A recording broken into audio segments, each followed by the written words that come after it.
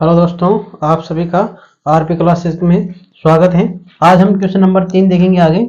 बताइए कि निम्नलिखित कथन सत्य हैं या असत्य हैं तथा अपने उत्तर का कारण भी दीजिए। हमें देखना है, हमें क्वेश्चन दे रखा है 10 इंटू 10 की घात 11 बराबर 100 की घात 11। क्या ये दोनों संख्याएं समान है? क्या इसका आंसर समान आएगा क्या? यदि समान आए तो सत्य, नहीं तो असत्य। सत्य है तो कारण देना है, असत्य है तो भी कारण देना है। ठीक है, देखिए क्वेश्चन नंबर 1 का आंसर क्या होगा? 10 इंटू 10 की घात 11। तो 10 इंटू 10 की घात 11 क्या हो जाएगा? यहाँ पे देखो आधार समान है, 10 10 तो घातें जुड़ जाती है, यानी 1 प्लस 11। ठीक है, और इधर क्या दे रखा है? 100 की घात 11। ये कितना हो जाएगा? 10 की घात 12 बराबर 100 की घात 11। अब देखिए 10 की घात 12 और 100 की घात 11 कभी बराबर हो सकते हैं क्या? नहीं हो सकते कभी भी। ठीक है, 10 की घात 11 और 100 की घात 11 कभी भी बराबर नहीं हो सकते। ठीक है, यहाँ पे 100 की घात 11 आते तो ये दोनों बराबर हो सकती थी। इसका मतलब ये बराबर नहीं है, तो क्या हो जाएगा? असत्य है। अब देखिए सेकंड नंबर में दे रखा 2 की घात 3 बड़ा है 5 की घात 2 से। इसमें 2 की घात 3 बड़ा है 5 की घात 2 से, तो पहले हम 2 की घात 3 को सरल करेंगे। घात कितनी है? 3, तो 2 को कितनी बार लिखना है? 3 बार। ठीक है, 5 की घात 2, तो 5 को कितनी बार लिखना है? 2 बार। अब 2 को 3 बार लिख के गुणा करेंगे, 2 को 2 से करेंगे 4, 4 को 2 से करेंगे 8, 5 को 5 से करेंगे 25। क्या 8 25 से बड़ा है क्या? नहीं है, तो क्या हो जाएगा? असत्य। ठीक है, बड़ी संख्या की तरफ यदि ये ऐसे आता, ऐसे दे रखा होता तो ये हो जाता सत्य, लेकिन ये मुंह इस तरफ है इसलिए हो जाएगा ये असत्य। ठीक है, नोट करो इसे। आगे देखिए इसका पार्ट नंबर 3। 2 की घात 3 इंटू 3 की घात 2 बराबर 6 की घात 5। ठीक है, क्या ये संख्या ये आपस में बराबर है क्या? तो इसके लिए देखिए 2 की घात 3 को हम क्या लिख सकते हैं? 2 को 3 बार लिख के गुणा करेंगे, कितना आएंगे? चलो मैं लिख देता हूँ पूरा ही, 3 बार लिख दो। 3 कितनी बार है? 2 बार है, तो 3 को 2 बार लिख दो। जितनी घात है उतनी बार लिखना है। ठीक है, और 6 कितनी बार है? ये नीचे लिख रहा हूँ मैं, 5 बार है, तो 6 को 5 बार लिख के गुना करना है। ठीक है, अब देखो 2 को 2 से गुणा करेंगे 4, 4 को 2 से करेंगे 8, ये आ जाएंगे 8 इंटू 3 को 3 से करेंगे ये हो जाएंगे 9। अब इधर देखो 6 को 6 से करेंगे कितना आएंगे? 36। फिर 6 को 6 से करेंगे कितना आएंगे? 36 और 6। ठीक है, अब 8 को 9 से करेंगे कितना आएंगे? 72। तो इधर वाला पूरा हो गया, सब गुणा करेंगे कितना आएंगे? 72। अब 36 को 36 से गुणा करेंगे, 6 से गुणा करेंगे फिर, तो क्या 36 को 36 से गुणा करने पर ये 72 के बराबर आ सकता है क्या? कभी नहीं आ सकता। हमें पता है 36 को जैसे 2 से गुणा करेंगे तो 72 होगा, तो 36 को फिर 36 से गुणा करेंगे, फिर 6 से गुणा करेंगे तो बहुत बड़ी संख्या प्राप्त होगी। तो इसका मतलब ये क्या है? आपस में बराबर नहीं होगा। बराबर नहीं है तो क्या हो जाएगा? ये असत्य हो जाएगा। क्या होगा इसका आंसर? असत्य। अब देखो इधर 4 नंबर, 3 की घात 0 बराबर 1000 की घात 0। क्या ये बराबर हो सकता है क्या? तो चेक करते हैं। मैंने आपको पहले भी बताया था, किसी भी संख्या की घात 0 है तो उसका मान कितना होगा? 3 की घात 0 का मान कितना हो जाएगा? 1। अब ये संख्या दे रखी है इधर 1000, 1000 की घात कितनी दे रखी है? 0।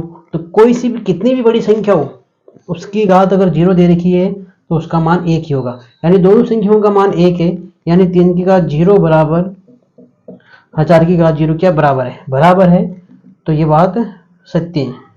ठीक है, नोट करें इसे। Next question number 4। निम्नलिखित में से प्रत्येक को केवल अभाज्य गुणनखंडों की घातों के गुणनफल के रूप में व्यक्त कीजिए। हमें क्या दे रखी है? संख्याएं दे रखी है गुणन के रूप में। हमें क्या करना है? पहले इनके गुणनखंड करने, अभाज्य गुणनखंड, फिर अभाज्य गुणनखंड की घातें कितनी होगी उसके रूप में इनको लिखना है। तो आसान से क्वेश्चन है, बस ध्यान से इसको देखिए। पहले हमें क्या करना होगा? 108, तो 108 के अभाज्य गुणनखंड कर लो। पीछे 8 सम संख्या है, 2 का भाग जाएगा, कितनी बार जाएगा? 54 बार। फिर सम संख्या है पीछे, 2 का भाग जाएगा। 27 में 2 का भाग नहीं जाएगा, किसका भाग जाएगा? 3 का। 3 का कितनी बार जाएगा? 9 बार। 9 में 3 का 3 बार, और 3 में 3 का 1 बार। ठीक है, और कौन सी संख्या दे रखी है हमें? 192। ठीक है, इसमें देखो पीछे 2 है, यानी क्या है? सम संख्या है, तो 2 का भाग जाएगा। कितनी बार जाएगा 9 6, फिर 2 का भाग जाएगा 9 में कितनी बार जाएगा 4 बार, 1 बच गया, इधर हो जाएंगे 16, ये जाएगा 8 बार, फिर देंगे, फिर जाएगा इसमें 24 बार, 24 में 2 का देंगे कितनी बार जाएगा 12 बार, फिर देंगे 6 बार, फिर भाग देंगे कितनी बार जाएगा 3 बार, और 3 में जाएगा 1 बार। ठीक है, अब सभी को लिख लो। अब देखो 108 को लिखने पे क्या आया था, 108 को लिखने पे आया था 2 इंटू 2 इंटू 3 इंटू 3 इंटू 3। ठीक है, इसी प्रकार इनको लिखने पे क्या आया था, आप डायरेक्ट लिख सकते हो। इधर देखो 2 कितनी बार है, इसमें देखो 2 कितनी बार है, 3 3 6 बार है, यानी 192 को हम क्या लिख सकते हैं 2 की घात 6 इंटू 3, मैंने डायरेक्ट लिख दिया। ठीक है, अब देखो यहाँ पे देखो 2 कितनी बार है, 2 बार और है, और 6 बार ये, तो 2 कितनी बार हो गया 6 2 8 बार, ये 2 हो जाएगा 8 बार। जितनी बार 2 है उतनी बार हमें उसकी घात लगानी है। ऐसा क्यों होता है, क्योंकि इसकी 2 की भी घात 1, इसकी भी घात 1, आधार समान तो घातें जुड़ जाती है। अब देखो 3 कितनी बार, यहाँ 3 है और यहाँ 1 कितनी हो जाएगा 4, 3 कितनी बार है 4 बार, 3 की घात कितनी हो जाएगी 4। ठीक है, नोट करो इसे। अब आगे देखिए नेक्स्ट, इसी में 270 के अभाज्य गुणनखंड करना है। तो पहले 270 के अभाज्य गुणनखंड कर लेते हैं हम। 270 जीरो है तो 2 का भाग जाएगा, पीछे सम संख्या हो या जीरो हो तो 2 का भाग जाता है, 1 बार, फिर जाएगा 3 बार, फिर 5 बार। अब देखो सभी का योग कितना 9 आ रहा है, तो 3 का भाग जाएगा, 3 का भाग 4 बार जाएगा, फिर 5 बार, फिर 3 का भाग देंगे तो ये जाएगा 15 बार, फिर 3 का भाग देंगे तो 5 बार, फिर 5 का देंगे तो 1 बार। यानी 270 के अभाज्य गुणनखंड क्या आ रहे हैं, 2 आ रहे हैं, 3 आ रहे हैं, 3 इंटू 3 इंटू 5। अब देख 2 1 बार है तो 2, 3 कितनी बार है 3 बार, 3 की घात 3 इंटू 5 कितनी बार 1 बार, तो 5। ठीक है, नोट कर लो। Next part third, 729 into 64। ठीक है, हमें दे रखा 729, तो पहले हम क्या करेंगे 729 के अभाज्य गुणनखंड करेंगे। 729 में किसका भाग जाएगा 3 का, पीछे विषम संख्या है तो पहले हम 3 का भाग देंगे, कितनी बार जाएगा 2 बार, 4 और 3, फिर 3 का भाग दो, इसमें 8 बार जाएगा, 1 बार जाएगा।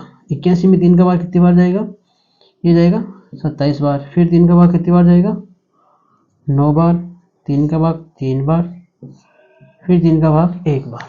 ठीक है, अब देखो आगे हमें दे रखी 64।